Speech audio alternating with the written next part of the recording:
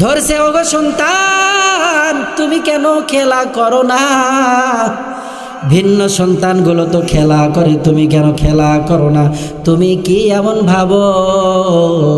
সন্তান ডাক দে বলে, রে বাহলুল, আমি ছোট হতে পারি, কিন্তু আমার চিন্তা চেতনা বড় গভীরে। আমি আমার বাসাতে দেখি আমার মা যখন চুলাতে আগুন ধরায়, বড় বড় খড়িগুলো দেয় না, আমার মা ছোট ছোট খড়ি দিয়ে আগুন জ্বালায়।